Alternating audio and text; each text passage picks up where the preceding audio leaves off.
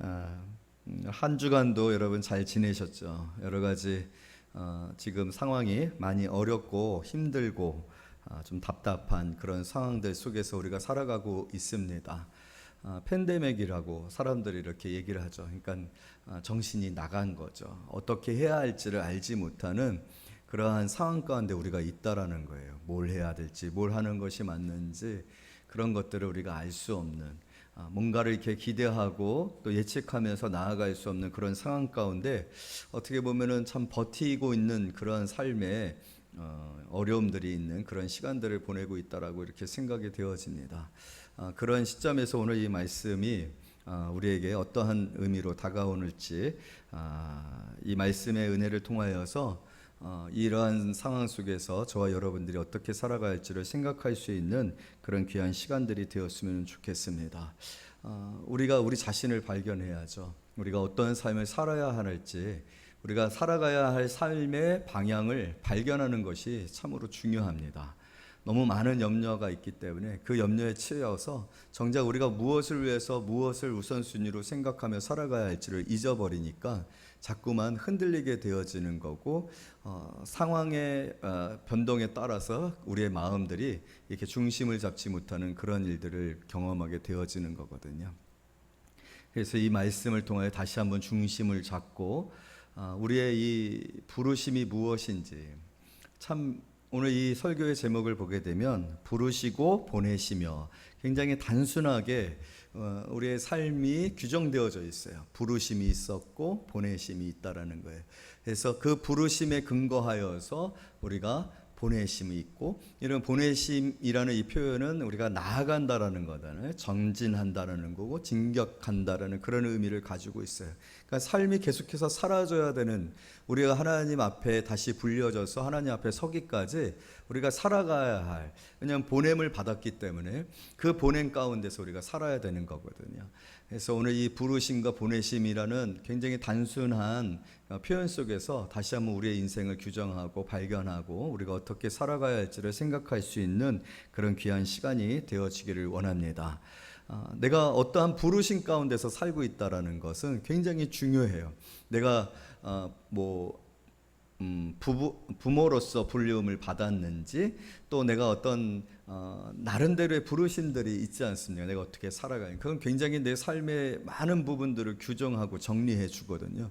그런데 내가 어떻게 부르심을 받았는지를 모르게 되어지면은 이것도 해보고 싶고 저것도 해보고 싶고 이것도 기울이고 저것도 기울이고, 그러니까 그런 여러 가지 명확하고 불투명한 그러한 그 관심과 또 어떤 기대와 소망들이 결국 우리의 삶을 혼란하게 하고 또 힘들게 하고 에너지를 낭비시키고 지치게 하는 거거든요. 그런데 우리에게 선명한 그런 부르심이 있다라면, 그것이 내가 살아가야 할, 그 부르심에 근거하여 살아가야 할 분명한 명제가 우리에게 있다라면, 우리는 어떠한 상황 가운데 있든지 어느 곳에 있든지 그 상황 속에서 그 부르심대로만 살아가면 됩니다. 왜냐하면 진정한 평가가 있는데, 우리의 인생에 평가가 있는데 그 평가를 우리가 하나님 앞에서 하지 않습니까? 하나님의 보좌 앞에서 하나님이 우리를 평가하시는데, 문제는 내가 어떻게 살아왔느냐는 중요하지 않아요. 내가 선하게 살아왔는지 악하게 살아왔는지, 내가 뭘 잘했는지 뭘 성공적으로 살았는지, 어떤 일에 있어서 업적을 세웠는지, 어떤 일에 있어서 내가 탁월했는지, 사실 그거는 중요하지가 않아요. 중요한 것은 하나님이 내가 너를 부른 그 목적에 합당하게 살았느냐, 얼마나 충성되었느냐, 그거거든요. 우리가 다른 어떤 사람들, 내 자신이 내 자신을 평가하는 것은 중요하지가 않습니다. 내 스스로가 내 자신에게 만족해하는 것은 사실 의미가 없습니다.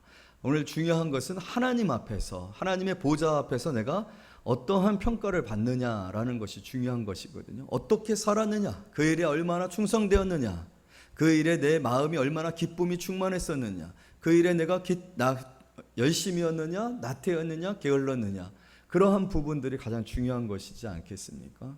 그런데 하나님께서 그 평가를 행하셨을 때, 하나님이 우리 각자를 부르신 그 부르심으로 그 기준을 가지고 그것을 통해서 우리를 평가하신다란 말이에요. 이런 수학 점수를 평가할 때 수학을 가지고서, 수학책을 가지고서 그것을 평가하지, 국어책을 가지고서 수학 점수를 평가하지는 않는다란 말이에요. 우리가 하나님이 부르신 정확한 그 부르심을 이해하지 못한다라면 우리의 삶이 그만큼이나 헛되고 낭비되어지는 그런 삶이 될 수 있고, 하나님 앞에 설 때 어떤 사람들은 칭찬을 받아요. 이 세상에서의 삶에 있어서는 뭔가 부족한지 모르겠지만 무엇인가 그가 열정을 다해서 충성을 다하였었던 그 삶에 관하여서 하나님이 그것을 부르셨고 그것을 그에게 허락하셨다라면 그는 거기에 그 부분에 관해서 충분한 평가와 상을 받게 되어질 것입니다. 여러분, 오늘 우리가 여기에 왜 있습니까? 우리의 공통 분모가 무엇입니까? 우린 교회예요. 오늘 이곳에 있는 여러분들이 대리든 사장이든 뭐 회장이든 직장에서 말단 직원이든 어떤 사람이든지 상관없어요. 오늘 우리가 여기에 있는 모습은 사회적인 어떤 그런 기준과 가치를 가지고서 이 자리에 있는 것이 아니에요. 우리 오늘 여기에 우리가 있는 것은, 우리의 이 모습은 하나님 앞에 우리가 어떻게 부름을 받았고 어떤 사람들로서 있느냐의 문제입니다. 우리는 성도로서 부름을 받아야 이곳에 있어요. 교회입니다. 우리는 그리고 성도로서 세상을 살아갑니다. 왜냐하면 구원 그 자체가 세상에서 살아갔었던 세상의 어떤 출신과 배경과 우리의 삶을 단절하고 우리의 특별한 부르심과 규정 속에서 우리가 살기로 한 일이기 때문에 그래요. 여러분, 구원이라는 것은 새 사람이 되는 거예요. 거듭나는 거예요. 새로운 생명으로 새로운 삶을 사는 거예요. 예수 그리스도로부터 부름을 받아서 살아가는 우리의 삶이 새롭게 규정되어지는 것이 바로 구원이지 않습니까? 그래서 이전 것은 지나갔으니 보라 새 것이 되었다라고 했어요. 새로운 피조물이 되었다라고 했어요. 새 것이에요. 그렇다면 우리는 이 새로운 것으로 말미암아 살아가야 되는데, 아직도 옛 습관과 옛사람의 모습을 가지고서 살아간다라고 한다면 그것은 구원의 진정한 의미를 깨닫지 못하고 살아가는 사람들이고, 오늘 그리스도 안에서 또 하나님께서 이 신앙 안에서 주시고자 하는 그런 축복과는 상관없는 그런 사람들이 되어지는 것이죠. 그래서 우리의 부르심을 아는 것이 중요한데, 그 부르심이 오늘 이 성경에 기록되어져 있습니다. 저와 여러분들 하나님께서 이렇게 부르셨는 줄로 믿습니다. 오늘 우리의 삶이 이 부르심의 최우선적인 가치를 두고 중심을 두고 열정을 두고 시간을 투자하며 이것을 목표하고 이 목표를 이루기 위해서 살아가는 삶이 되어지는 그런 귀한 성도님들이 되어지기를 원합니다. 살아가는 삶에 관하여서 여러분이 부모로서 살아가는 삶, 자식을 낳고 가정을 이루고 직장 생활을 하고 또 이 세상에서 살아가기 위해서는 우리는 먹어야 되고 또 관계를 맺어야 되고 또 사회인으로서의 책임들을 감당해야 됩니다. 그것을 무시하는 것이 아니에요. 그것을 완전히 부정하는 것이 아니에요. 왜냐하면 우리 육신의 몸을 가지고 있기 때문에 우리의 이 육신의 몸을 가지고 살아가는 삶에 필요한 모든 것들에 관하여서 부정을 하는 것이 아니에요. 가치의 문제이고 삶의 방향의 문제이고 우선순위의 문제이고 또 하나님 앞에 섰을 때 하나님께서 우리를 어떻게 판단하시는가의 그런 문제를 우리가 얘기하는 거죠. 그러나 여러분, 사실 우리가 그렇지 않습니까? 우리가 육신을 위해서만 사는 거 아니죠. 살기 위해서만 먹는 거 아니지 않습니까? 여러분들이 아침, 점심, 저녁을 먹는 이유가, 운동을 하는 이유가 그저 살기 위해서 그렇습니까? 그런 건 아니잖아요. 우리가 단순히 본능적인 것을 위해서만 사는 것이 아니에요. 우리는요, 가치가 있어야 돼요. 그 가치를 이루어가면서 살 때 진정 영혼의 열정이 있는 거예요. 진정한 행복이 있는 거예요. 우리가 어떤 옷을 입었느냐, 또 우리가 어떤 차를 타느냐, 어떤 집에서 살고 있느냐, 그것이 우리 영혼을 복되게 하는 것이 아니에요. 물론 편함은 있겠죠. 다른 사람들보다 더 편하게 걱정을 덜 하면서 사는 그런 삶의 여유는 있겠지만 그것이 우리의 인생의 목적은 아니지 않습니까? 그것이 우리가 많은 영혼이 없는 그러한 것들과 비교되어 다른 존재로서 창조되어진 이유가 아닙니까? 그런데 오늘 그 모든 것들이 어디서부터 시작되어지는가? 부르심에서부터 시작되어진다. 여러분, 내게 부르심이 있어요. 저는 이 나를 향한 하나님의 계획이 있고 하나님의 이 부르심이 있다라는 것이 얼마나 긴장되게 하고 얼마나 마음을 떨리게 하는지 모릅니다. 내가 살아가야 할 이유가 있다라는 거예요.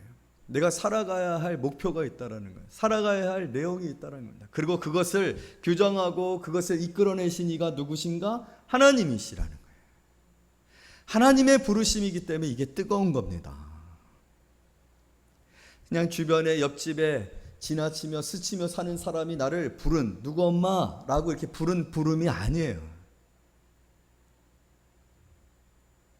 그냥 평범한 어떤 일상 속에서 불러지는 그런 부름이 아니단 말이에요. 이거 같이 먹읍시다, 이거 같이 해봅시다, 이런 일이 있는데 어떻게 생각해요? 라는 그런 주고받음이 아니라, 이것은 이 세상 모든 만물을 지으시고 나를 구원하시고 내게 이 사명을 통하여서 하나님이 주시고자 하는, 여러분 이 사명을 감당하는 그 모든 삶의 내용 속에 얼마나 큰 경험들이 있겠습니까? 나의 존재에 대한 놀라움이 있겠습니까? 감격이 있겠습니까? 제가 오늘 아침에 우리 친구들에게 그런 비유를 드렸었는데, 제가 일을 하고 있는 미래복지재단에는 각각 직원들에게 개인 고유 전화번호가 있어요. 그래서 그 내선 전화가 있는데 한 100명이 넘는 사람들의 전화번호가 있어요. 그래서 자기가 직접적으로 연관되어져 있는 사람들하고 이렇게 전화통화를 하고, 전화가 오면은 그 내선 번호를 통해서 아, 누가 나에게 전화를 했구나, 이런 식으로 우리가 확인을 한단 말입니다. 저는 참고로 9088이에요. 보안사항인데 그런데 저희 재단에 9001이라는 전화가 있습니다. 9001. 그건 대표님 전화입니다. 대표님 전화 내선입니다. 한 번도 저에게 그게 온 적이 없어요. 제가 그렇게 뭐 대단한 사람이 아닌가 보네요. 그런데 며칠 전에 9001 번호가 뜬 거예요. 깜짝 놀랐어요. 저는 사실은 그 9001이 누구 전화인지도 몰랐어요. 근데 전화를 딱 받는데 대표입니다 라고 하면서 얘기를 하면서 그게 그 대표 내선 전화인 줄 알았어요. 대표님이 저한테 특별히 전화를 하신 거예요. 전화를 해서 특별한 업무에 관한 지시를 하셨어요. 며칠까지 이 일을 해주시기 바랍니다. 그 시간부터 저는 제 부서 안에서의 업무가 다 중지됐어요. 그리고 대표님이 저한테 명령하신 그 업무만을 2주간 동안 진행하는 그런 일들을 하게 되어졌어요. 근데 기분이 좋더라고요. 대표가 전화해서. 그리고 그 업무를 하는 데 있어 제 마음이 어떤 마음으로 임해졌겠습니까? 이런 대표가 직접 명령한 지시 내용이니까 어떻게 하겠어요? 그냥 그것만 지금 파고 있어요. 그 일에 모든 시간을 투자하고 있어요. 다른 바쁜 업무들이 다른 직원들에게 위임되어지고 그 일을 할 수 있도록 집중하고 있어요. 그럼 하물며 우리가 직장이나 우리의 일상 속에서도 이러한 전화에 우리가 어떻게 반하니? 그 전화 자체가 굉장히 기분이 좋잖아요. 나를 그렇게 인정하고 또 사용하고 부르고 그렇게 해서 어떤 일을 진행하고자 하는 그 전화가 얼마나 특별한 전화입니까? 여러분, 하물며 우리 하나님께서 나를 부르신 거예요. 내게 전화를 하신 거예요. 나를 다른 사람들보다도 더 특별하게 여겨서 구별하여서 나를 부르신 거예요. 여러분, 오늘 우리의 부르심에 관해서 우리가 좀 더 그 의미가 어떤 것인지를 묵상하는 시간들을 가져봤으면 좋겠어요. 하나님이 나를 보시고 하나님이 나를 아시고 하나님이 나를 지명하여 불렀나니 너는 내 것이라라고 했을 때 이런 말씀들이 왜 우리에게 이토록 감격이 되어지지 아니하고 잠시 기뻤다가 그 기쁨이 사라질 만한 것들이 되어졌는가? 그것이 이 목사의 부족함으로 말미암은 것이 되었다면 저는 크게 회개해야 될 것이라고 생각해요. 하나님이 나를 부르셨는데 하나님이 부르신 그 부르심에 목사가 감격이었고 그것이 계속해서 모든 고난과 어려움을 극복하는 이유가 되지 못하도록 그렇게 보여졌다라면, 그렇게 설교했다라면 그것은 목사가 목사답지 못했던 것이고 회개할 일이 아닐 수가 없다라고 생각이 되어져요. 우리 모두가 마찬가지 아닙니까? 누가 부르신 거예요?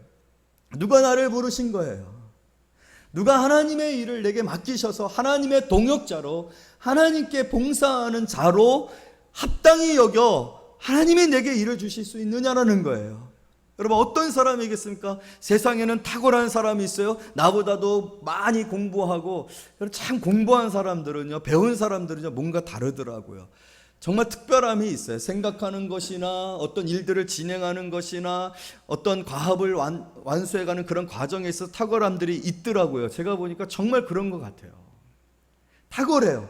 얼마든지 그런 사람들을 사서 그런 사람들을 통해서 일하시는 것이 편하겠구나, 걱정할 거 없겠구나, 한번 일 맡겨놓으면 알아서 잘하겠구나 하는 생각이 들어지는 사람들 세상에 많더라고요. 요즘 얼마나 그런 사람들 많은지 몰라요.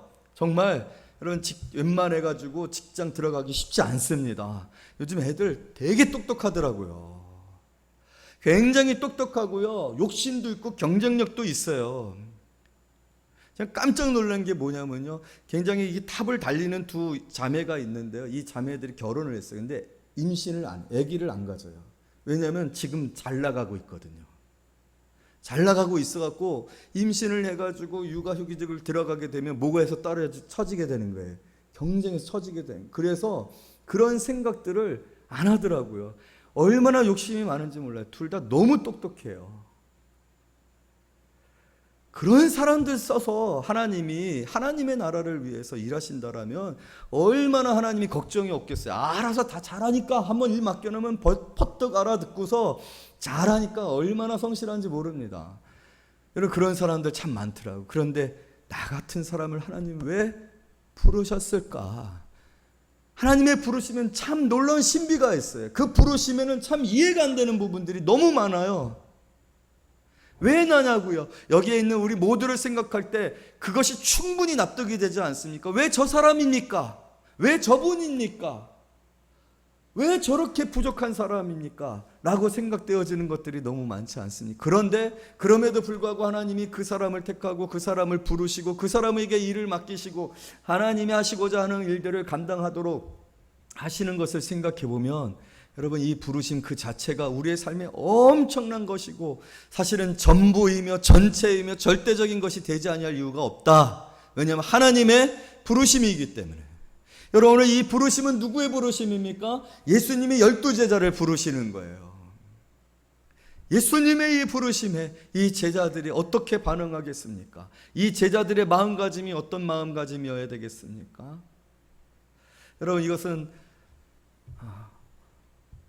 오늘 우리에게 있어서 우리 스스로가 하나님께 대한 나의 태도를 점검해 볼 수 있는 굉장히 중요한 지표가 됩니다. 하나님이 나를 부르셨을 때 내가 얼마나 감격해야 하는가, 얼마나 놀라하는가, 얼마나 그것을 소중하게 생각하고 그 부르심에, 그 은혜에 그렇게 나를 불러주시고 생각해 주시고 아시는, 어떻게 하나님이 내 이름을 알지? 저는 예수님께서 삭개오를 부르시는 그 장면을 볼 때마다 너무 감격스러워요.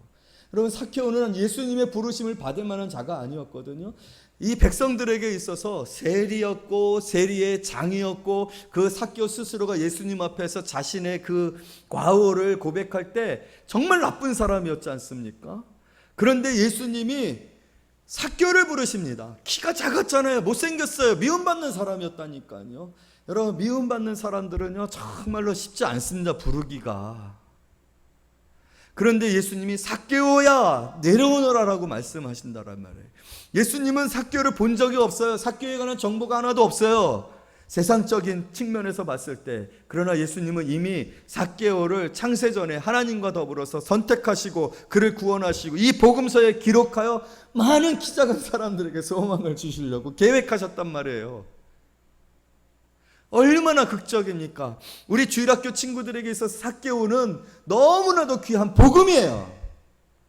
아이들이 복음을 이해하는데 삭개오만큼 좋은 설교가 없어요. 그러한 설교의 내용으로 삭개오를 하나님이 예비하시고 이 삭개오를 부르십니다. 이름으로 부르십니다.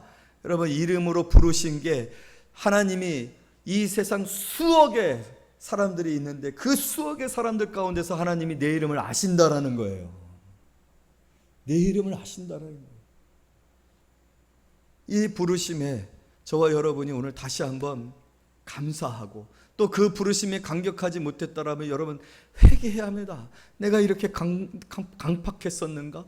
내가 이렇게 하나님이 주신 은혜에 대해서 감사할 줄 모를 만큼이나 이렇게 마음이 굳은 사람이었는가? 여러분, 스스로는 나는 괜찮은 사람이고 선한 사람들이고 다른 사람들에 대해서 굉장히 긍휼이 많고 다른 사람들을 위해서 희생하고 다른 사람들의 아픔을 품고 참 사랑을 베풀 수 있는 그런 인격자다, 나는 그렇게 마음이 여리고 착한 사람이라고 생각했었다라면 여러분, 하나님의 부르심 앞에는 어떻게 반응했는지를 생각해 보세요. 하나님이 나를 부르셔서 아들 예수로 나를 씻으시고 정결케 하셔서 구원하신 그 구원의 부르심에 관하여서, 그리고 그 구원의 부르심 이후에 하나님이 나를 교회로 살아가게 하신 이 사명의 부르심, 이 위임의 부르심에 관하여서 내가 얼마나 감격해 하며 그 일에 관하여서 감사하고 있었는가. 여러분, 그것을 생각해 보였을 때 내가 만약에 감사하지 못하고 감격하지 못했다라면 내 스스로가 내 스스로를 난 괜찮은 사람이라, 나는 연한 사람이다, 부드러운 사람을 생각했던 생각을 완전히 다 버려버리기를 원합니다. 이런 하나님의 부르심에도 감사하지 못하고 감격하지 못했는데 내가 무슨 착한 사람이고 선한 사람이고 국률이 풍성한 사람이라고 말할 수 있을까요? 그렇지 않아요. 그건 스스로 생각하는 판단이지 절대로 그렇지 않아요. 어렵고 힘든 일들 생기면, 내게 해가 되어지는 생각 되어지면 금방 마음 닫고 내 실리 챙기고 무시하고 멀리하고 내가 손해보는 것 같으면 거리 두는 사람입니다. 절대로 그런 사람들이 끝까지 내가 해가 돼도 내가 손해가 돼도 희생하고 그 마음을 변치 않냐고 약한 자의 편에 들은 그런 사람들 없어요. 같은 거예요. 한결같은 거예요. 하나님 앞에 어떤 사람이냐.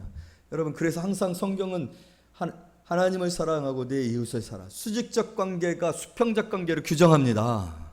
수평적 관계가 수직적 관계를 규정하지 않아요. 언제나 하나님과의 관계에 있어서 내 상태가 수평적 관계, 진실이라고 말해줘요. 내가 사람들하고 잘 지낸다고 하나님하고 잘 지내는가? 그렇지 않더라고요. 그런 법은 없어요. 우리는 하나님의 형상이에요. 하나님과의 관계가 중심입니다. 부르심이 있습니다. 오늘 예수님이 제자들을 부르신 것 같이 저와 여러분들을 구원으로 부르셨고, 또 사명과 그 사명을 위임하시는 그 위임의 부르심 가운데로 부르셔서 그 상 가운데로 우리를 보내시니, 여러분, 이 보내심이 다시 한번 확인되어지고, 이 보내심 가운데 저와 여러분들의 삶이 조정되어지고, 멀리 갔었던 분들이 있다면 다시 돌아와서 그 길 가운데로 가는 그런 성도님들이 되어지기를 원합니다. 자, 우리 7절 말씀 읽습니다. 시작. 12 제자를 부르사 둘씩 보내시며 더러운 귀신을 제어하는 권능을 주시고, 12 제자를 부르사라고 하셨죠. 12 제자를 부르셨어요. 여러분, 이 12 제자를 부르신 사건이 마가복음에만 기록되어진 것이 아니라 누가복음에는 70명을 파송하는 장면도 나오게 되어지고요. 여러분, 우리는 마태, 마가, 누가, 요한복음을 통해서 전체적인 그 복음서를 통해서 예수님의 공생애를 통해서 동일하게 경험하는 것은 무엇이냐면 예수님이 제자를 부르셨다라는 거예요. 그리고 그 제자들을 통해서 또 천국 복음을 전하는 일들을 맡기셨다라는 거예요. 그것은 굉장히 강조되어져 있어요. 우리가 성경을 읽으면서 그 사실을 부인할 수 없을 만큼이나 너무나도 반복적으로 계속해서 그 일이 되어지고 있고, 또 많은 성경의 기록들 가운데 이 제자들과 예수님과의 관계 속에서 있었던 대화, 그 속에서 있어졌었던 제자들을 훈련하고 제자들을 성숙시키는 예수님의 열정들을 우리는 복음서를 통해서 경험합니다. 그렇게 주님은 지금 저와 여러분을 부르셨고, 지금도 성령 안에서 그렇게 우리를 훈련하고 단련하고 준비시키고 그 입술에 말씀을 주시고 또 능력에 대한 확신을 주시고 예수의 이름으로 말미암는 기적을 경험하여 그 이름으로 행할 수 있는 일들을 우리에게 훈련시키고 계시는 줄로 믿습니다. 그것이 우리의 이 신앙생활이에요. 교회에서의 우리의 삶이에요. 여러분, 이 말씀 직전에 어떤 말씀이 있냐면 동그라미 이해하고 그 바로 윗부분이죠. 6절과 7절 중간 부분에 이런 말씀이 있어요. 동그라미 쳐서 챕터를 구분하고 있는 말씀이죠. 이해, 우리 다 같이 읽읍시다. 시작. 이에 모든 촌에 두루 다니시며 가르치시더라. 12 제자를 부르사. 이렇게 이어서 우리가 말씀을 읽어야 되는데, 이에 모든 촌에 두루 다니시며 가르치시더라. 여러분, 예수님의 공생애는 몇 년이었죠? 3년이었어요. 몇 년이었죠? 3년이었어요. 몇 년이었죠? 3년이었어요. 이렇게 기억하게 해드리는 거예요. 3년이었어요. 지금 이 부르심과 보내심은요, 3년차, 예수님의 공생의 3년차 후기 사역 일대의 모습입니다. 곧 예수님은 예루살렘으로 이제 올라가셔서 십자가에 달려 죽으시는 그 구속 사역을 마무리하기 직전에 이러한 일들이 있어지는 거예요. 이 부르심이 있어지는 거예요. 그런데 그 이전에 예수님이 행하셨었던 일들이 무엇이겠습니까? 계속해서 갈릴리와 그 갈릴리 주변을 다니시면서 전도하셨어요. 귀신을 쫓아내셨어요. 병자들을 치료해 주셨어요. 초기에는 얼마 되지 않았지만 우리는 예수님이 가시는 곳마다 사람들이 점점 더 더 많아지는 것을 볼 수가 있습니다. 이제는 예수님 혼자서 이 일을 감당할 수 있는 상황이 되어지지 못하고 있는 그런 상황을 보게 됩니다. 그렇기 때문에 예수님에게 있어서 예수님이 행하신 그 일들을 행해야 할, 대신 행해야 할, 함께 행해야 할, 나누어서 행해야 할 사람들의 필요가 절실한 거죠. 바로 제자의 부르심에 이유가 있고, 오늘 저와 여러분들의 부르심에 이유가 있는 거예요. 타당성이 있는 거예요. 근거가 있는 거예요. 예수님이 행하셨었던 그 일들을 나누어서 동역하며 함께 해야 할 사람들이 필요한 겁니다. 많아졌기 때문에. 하나님은 그 일을 계속해서 행하실 거예요. 하나님이 부르시는, 얼마든지 부르시기를 원하는 사람들 다시 오셔서 그 모든 일들을 마무리하시기까지 하나님은 많은 영혼들을 구원하기를 원하셔요. 더 많은 영혼들을 구원하시기를 원하셔요. 이것은 절박하고 긴박합니다.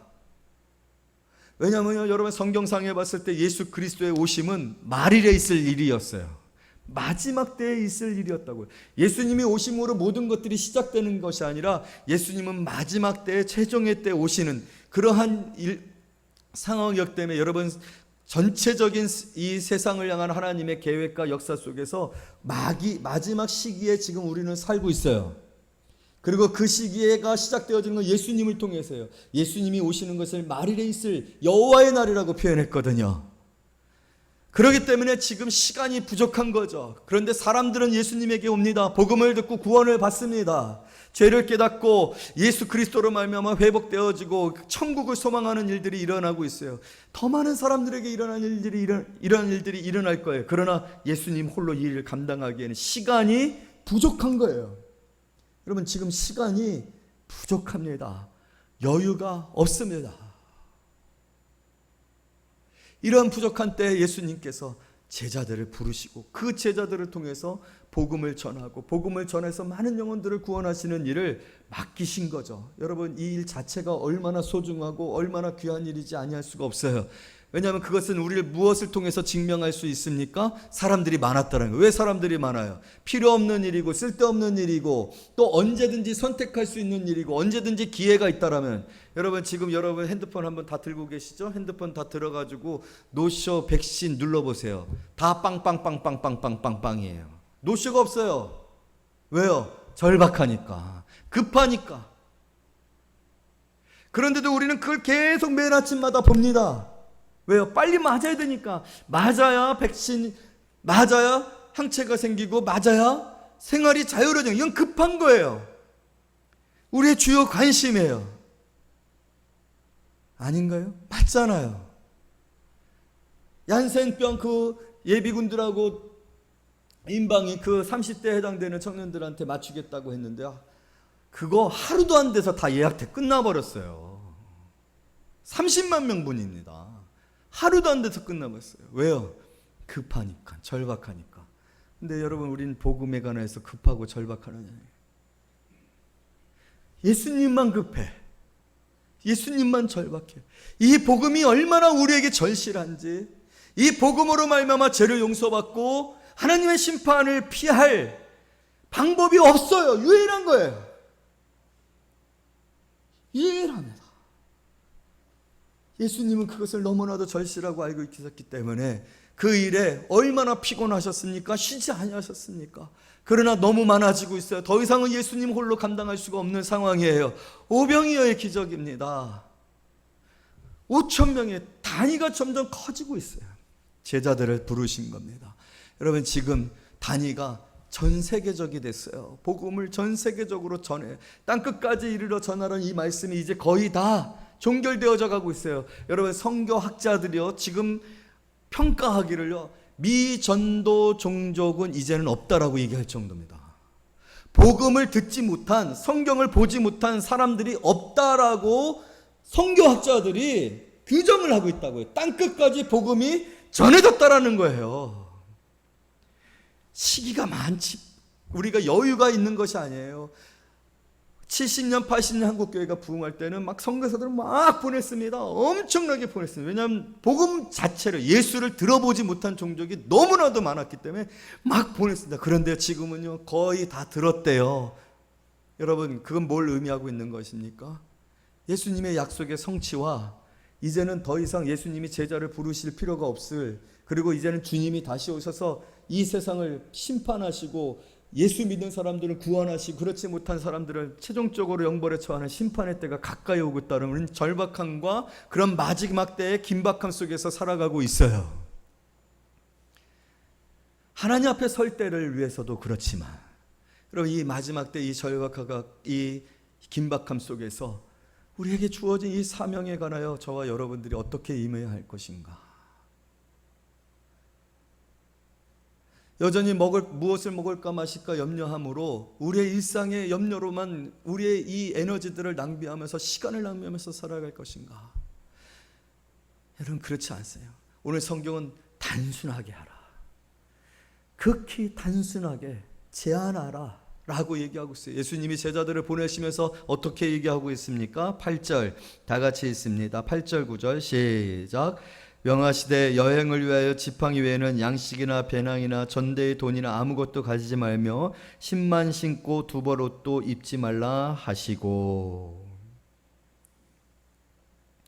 여러분, 너무 많은 생활의 염려와 근심으로 너무 많이 가지려고 좀 더 화려하게, 좀 더 편하게, 좀 더 사람들 앞에서 나를 떵떵하게 내 이름을 내밀 때 부끄럽지 않고 당당하고, 여러분 이왕이면 내 이름 내밀었을 때 누군가가 아 하고 뭔가 나한테 좀 고개를 숙여질 만한 그런 위치와 자격과 힘을 가지려고 거기에 에너지를 낭비하지 말아라.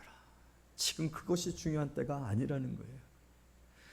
여러분, 우리에게 주어지는 일상의 삶에 관하여서 감사하시기를 원합니다. 거기에 너무 매이지 마십시오. 그것 때문에 너무 안타까워하고 또 스스로 열등감이나 피해의식을 갖지 마십시오. 여러분, 이미 우리나라는요, 많은 나라에 비해서 사실은 더 많은 것을 누리는 선진국 대열에 속한 수준의 생활과 GDP를 가지고서 살아가고 있어요. 우리는 오늘 성경으로 돌아가 우리의 부르심과 보내심에 집중을 해야 합니다. 얼마 남지 않은 이 시간에 우리가 감당해야 될 것은 예수께서 모든 촌을 도로다니시면서 천국 복음을 전하고 가르치셨었던 이 일, 우리에게 위임하셔서 보내신 이 일들을 감당하며 저와 여러분의 삶의 가치와 목적이 바뀌어주는 그런 성도님들이 되어지기를 원합니다. 우리의 능력이 세상의 것들로 있지 않아야 돼요. 우리의 능력은 바로 이 일을 위하여서 우리가 집중하고 이 목적과 가치를 가지고 행할 때 오늘 주님께서 어떤 일들을 우리에게 허락하여 주셨습니까? 7절 다 같이 읽습니다. 시작. 12 제자를 부르사 둘씩 보내시며 더러운 귀신을 제어하는 권능을 주시고, 그리고 이것을 가지고 나아갔었던 제자들이 돌아와서 예수님에게 30절에 이렇게 보고를 합니다. 30절 31절 마가복음 6장 30절 31절 다 같이 있습니다. 시작. 사도들이 예수께 모여 자기들이 행한 것과 가르친 것을 낱낱이 고하니 이르실 때 너희는 따로 한적한 곳에 가서 잠깐 쉬어라. 여러분, 제자들이 놀라운 것을 경험해요. 주의 명령에 순종하고 감사하며 나아가서 천국 복음을 가르치고 귀신을 쫓아내고 또 그들에게 기름을 부었는데 귀신이 쫓겨나는 거예요. 사람들이 예수를 믿고 기뻐하고 회복되어지는 거예요. 병이 치료가 되어지는 거예요. 여러분, 오늘 우리에게 분복이 무엇이라고 생각하십니까? 물질이 많아지는 것? 때로 하나님 필요하기 위해서 선교 현장에 지원하고 교회를 세우는데 물질을 보내기 위해서 내게 그러한 일들을 주셨다라면 물질도 주실 줄로 믿습니다. 또 그러한 일들을 어떤 사회적인 시스템에서 더 적극적으로 지원하기 위해서는요, 분명 뭔가 고관이 되어져야 되고 정치적인 힘을 가져야 될 그런 상황과 그러한 위치에 필요한 사람이 있을 수 있습니다. 그러기 위해서는 여러분들을 유명하게 하실 수도 있어요.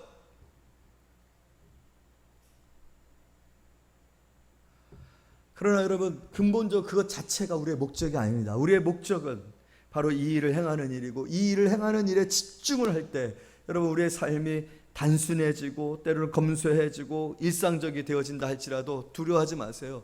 그것 자체가 하나님이 우리에게 주신 분복이 아니라 우리에게 주신 분복은요, 복음을 증거하며 그 증거하는 그 복음에 사람들이 죄를 깨닫고 변화되고 새로워지는 그 기쁨이다. 사람이 바뀌어요.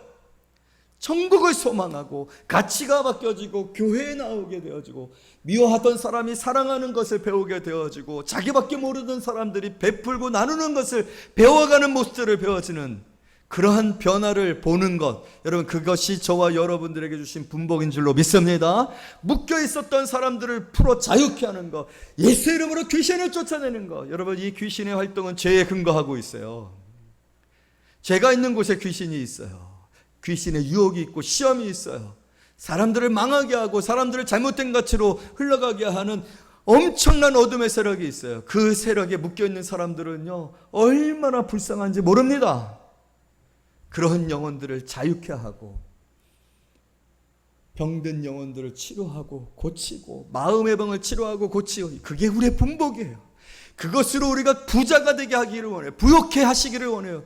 여러분의 삶에 그러한 일들이 경험되어지도록 하는 것은 이 사역자들에게 주어진 일하는 소에게 이거를 물리지 말라고 했지 않습니까? 주라는 거예요. 뭘 주겠다는 거예요? 이 변화의 기쁨, 회복의 기쁨, 성숙의 기쁨, 천국을 소망하는 그 기쁨, 그 어둠의 권세에 묶였던 사람이 자유케 되어지는 그 기쁨, 그것을 우리에게 먹여주시겠다는 거예요. 예수님께서 수가성 여인에게 만나는 그 미팅 때 제자들은 음식을 준비하러 갔었잖아요. 그리고 나서 수가성 여인하고의 미팅이 끝나고 났을 때 제자들이 먹을 것을 가져왔잖아요. 드세요 그랬더니 예수님이 나는 이미 배부르다. 그래. 아니 예수님 우리가 먹을 것을 이제 준비하셨는데 어디서 뭘 드셔서 누구에게 대접을 받으셨어? 아니다. 내 양식은 너희들이 생각하는 양식과 다르다. 여러분 오늘 우리에게 하나님이 주시고자 하는 양식이 무엇일까요? 무엇으로 우리를 배부르게 하실까? 내가 진정 배부른 것은 무엇일까? 그것은 복음을 증거하여 구원을 받고 변화되어지고 치료되어지고 자유케 되어지는 것을 보는 것, 나로 인하여서 예수님이 행하신 그 일들이 나로 인하여서 나타나는 것, 제자들은 이것이 기쁨이었어요. 여러분 이런 기쁨을 하나님이 우리에게 선물로 주셨습니다. 이 기쁨을 위해서 저와 여러분들을 부르셨고 보내셨습니다. 얼마나 복된 일인지 모릅니다. 교회의 큰 기쁨이 바로 이거예요. 예수 믿지 않던 죄악 가운데서 불신 가운데서 있었던 사람들이 주님 앞에 돌아와 회개하고 변화되어서 찬양하고 기뻐하는 그런 모습을 보는 것. 여러분 우리 교회에 그런 모습들이 많아지는 일들이 있어지기를 원합니다. 여러분 한 사람 한 사람들을 그렇게 보내셨는 줄로 믿습니다. 이 일 가운데 충성된 저와 여러분들이 되어지기를 원합니다. 할렐루야. 다시 한번 여러분 중심을 잡읍시다. 내가 어떻게 살아가야 할 것인가? 이 마지막 때에 나는 어떤 삶을 살아야 할까? 주님께서 온 천을 두루다니시면서 가르치시며 복음을 전하며 회복하시며 귀신을 쫓아내며 구원하여 천국을 이루었었던 그 일들이 오늘 저와 여러분들의 사명입니다. 말씀을 맺겠습니다. 이 말씀을 가지고 다음 주 한 주 더 말씀을 나누려고 해요. 여러분 이 귀한 말씀이 우리에게 정말로 가슴 벅차도록 계속해서 살아있어서 예수님하고 우리가 나와 예수님의 말씀대로 제가 행할 이런 일들을 보았습니다. 내 가정에 이런 변화가 일어났습니다. 내 삶에 이런 변화가 일어났습니다. 라고 와서 주님께 영광 돌릴 수 있는, 보고할 수 있는 그런 삶이 되어지시기를 말씀으로 축복합니다.